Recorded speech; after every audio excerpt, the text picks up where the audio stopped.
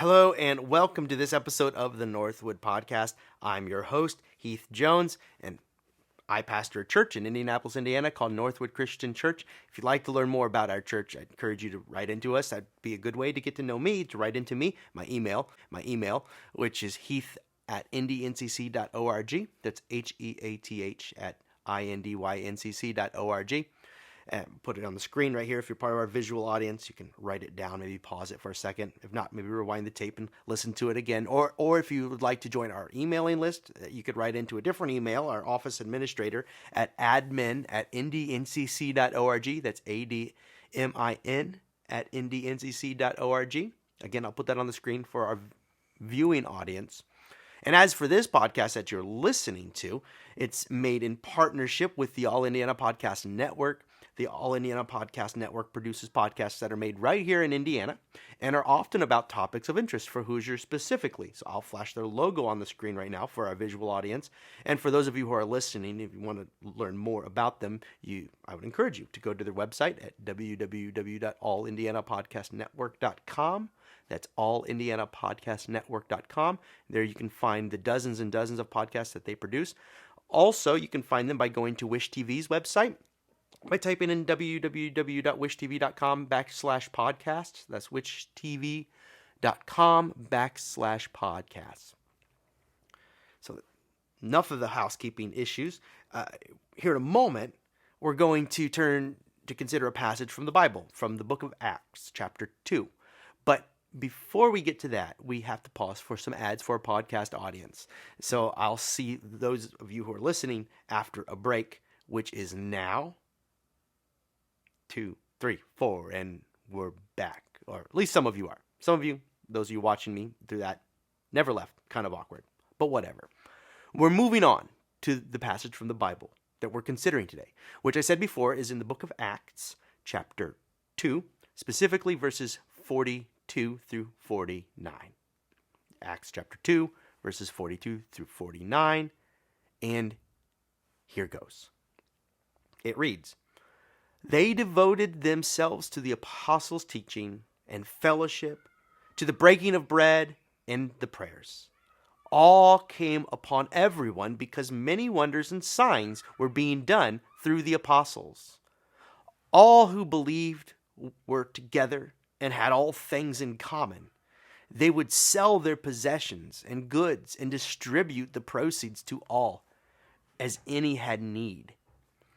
Day by day, as they spent much time together in the temple, they broke bread at home and ate their food with glad and generous hearts, praising God and having the goodwill of all the people. And day by day, the Lord added to their number those who were being saved." Now, there's a solid chance you've heard the above quoted words before. In fact, if you've spent much time at all in church, I'm sure that you've heard a number of sermons even on these verses. I have preached sermons, I think even a sermon series on these verses. So this description of the church is probably not new to you, and this description of the church in its infancy, in those early years, has inspired me more than once, and countless others as well. So when I saw that this was one of the suggested lectionary readings for this week's Sunday worship, I nearly rolled my eyes. I almost decided immediately not go in that direction because I could not imagine that I'd discover anything more to say about these verses. I tried to picture myself preaching a sermon to a room of congregants, or even in this moment now, talking into a screen recording this, to a prospective audience who have heard this all before. After all, isn't this passage simply describing plain and ordinary church? Teaching, fellowship, breaking bread, praying, it's fairly basic, all of it. And I've been a part of a church from the moment that I was born until this present moment while I'm talking to you. So I've sat through countless hours of this, of Christian education. There's your teaching. I've gone to hundreds, if not more, if not thousands, of church functions. There's your fellowship. I've taken communion every Sunday for many years now. That's my breaking of bread. And I've prayed more hours than I can recall, from the pulpit, from the front, and in my private life. And still, the Christian communities that have nourished me, doing all the right things, but they have not seemed so vibrant and full of life as this one that's described in the book of Acts. So I'm wondering, may there be a missing ingredient? And there is a word that grabbed my attention on this reading, on this go around, the word devoted, as in they devoted themselves in verse 42.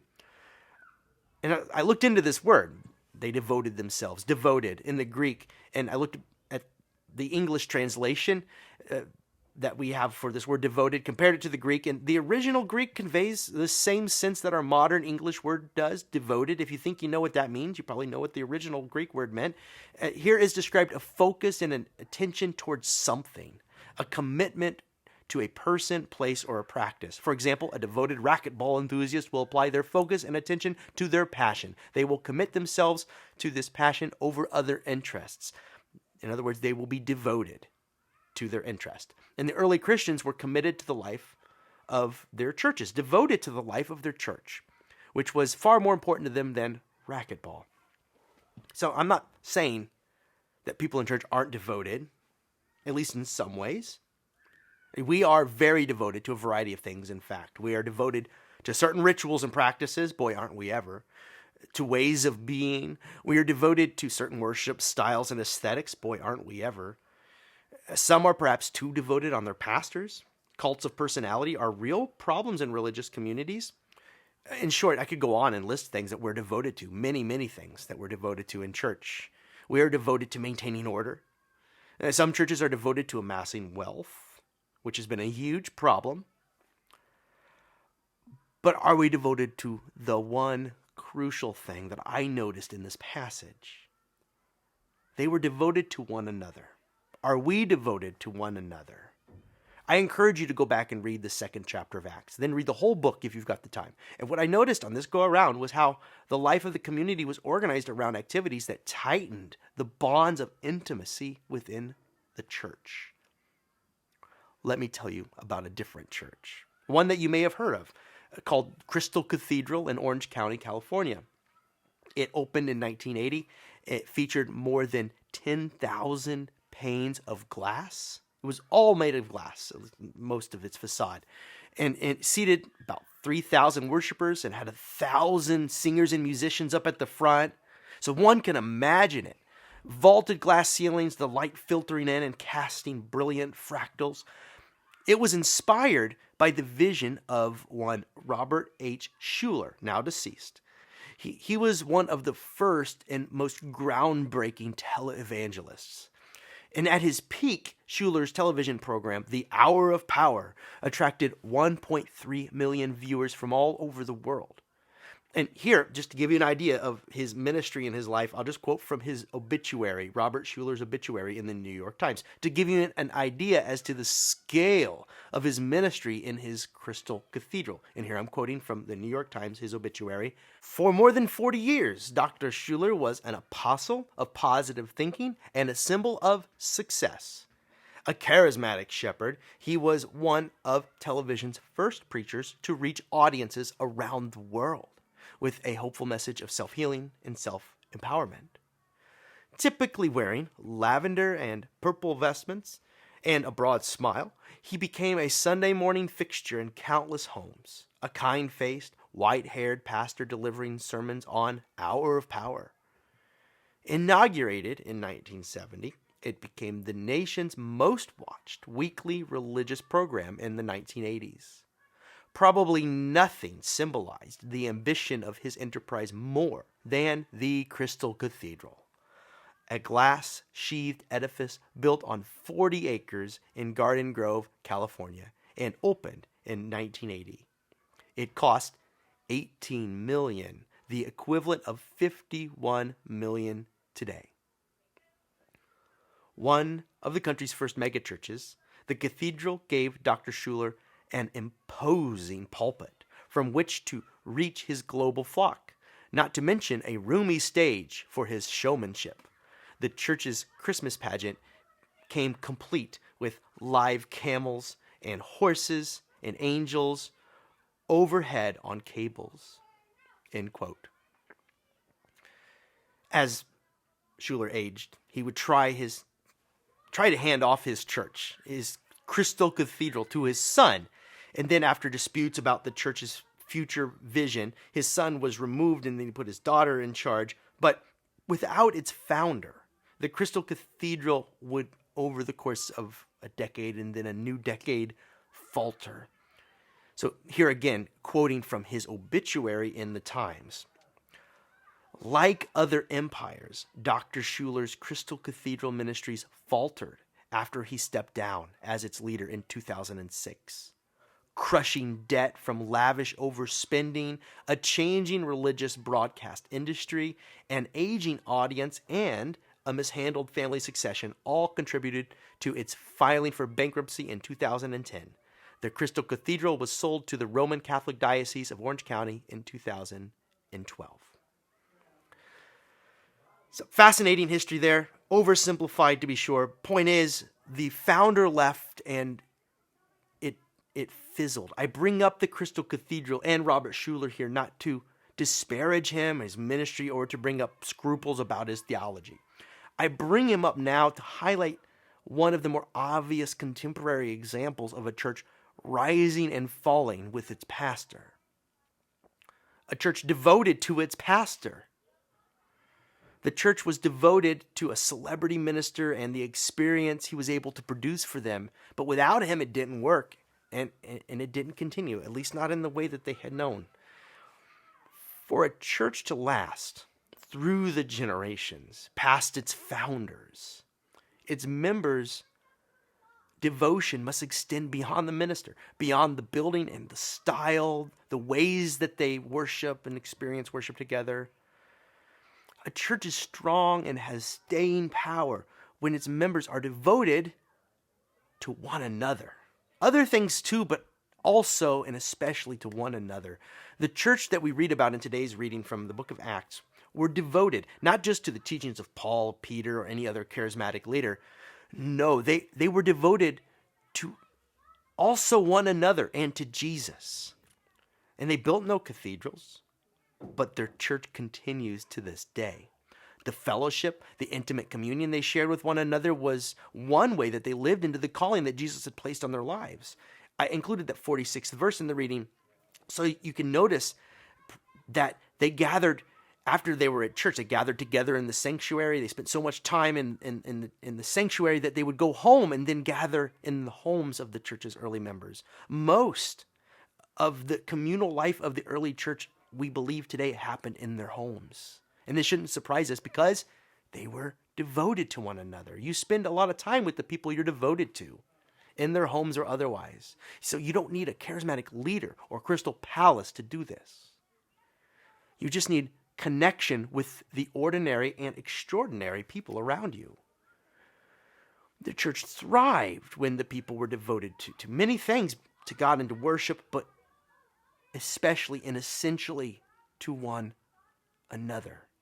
They were devoted to one another, so they cared for one another in every way. The community described in the reading that we just went through seems a description of what so many people in fact want today. A community of mutual support comprised of friends and family members devoted to the cares and concerns of everyone in the community. People want this, and the church is supposed to meet these desires. Many churches have long been places where people will meet and gather, sure, once a week for a performative worship experience. They may enter the sanctuary for this experience, face forward and receive it, and then leave with very few meaningful interactions with other people. So churches can seem isolating and lonely places. Even a Crystal Cathedral may seem lonely when the people are gone. But in a church where the people are devoted to one another, the isolation and loneliness are resolved as its members are drawn closer and closer together by the love they share. Or, as the writer in today's reading put it, by being devoted to fellowship, which is one way of saying devoted to spending time together, devoted to one another. So I think it may all start with that word devotion and figuring out what are you devoted to. And for a church, it starts with a commitment to love devotedly each other, one another, even before the passion of love has grown in us. The growth of the church is rooted in this kind of devotion, one that calls our focus outward and towards the others that surround us, one that calls us away from our consumerist mindset that is looking for products that serve us and rather is there to serve our friends and our neighbors. Theoretically, it should not matter much who leads a congregation. If the bonds of love in the congregation are strong between the persons in the pews, then the church has a foundation that will not shift with changes in leadership, with trends, or even changes in worship styles. If we devote ourselves to a personality, a building, or the superficial trappings of religion, your ecclesia or your gathering will one day disperse. So we're not here to build crystal cathedrals. They're too fragile and temporary. We are here to build a community that sustains us, sustains our children, and will support others that we meet along the way. And the glue that binds us is, and must continue to be, the love and devotion we have for one another. Through thick and through thin. That's the idea.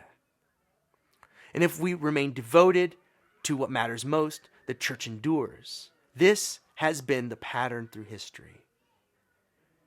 So, devote yourself to all of the important things, but also to fellowship with your brothers and sisters at church. Attend scheduled church gatherings.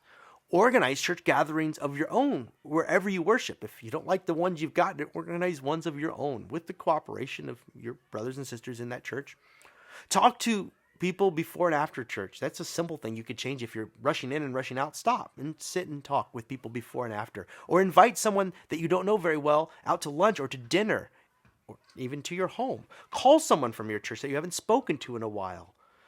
Devote yourself to the life that Jesus has called us to, which means devote yourself to the care and concern of the people at your church. Devote yourselves to one another, and the church will not fall. Instead, it grows in the ways that matter most, as described in the passage we read today. And I'll just end by quoting it, starting one more time with verse 46 and going on through verse 47. Day by day, as they spent much time together in the temple, they broke bread at home and ate their food with glad and generous hearts, praising God and having the goodwill of all the people. And day by day, the Lord added to their number those who were being saved.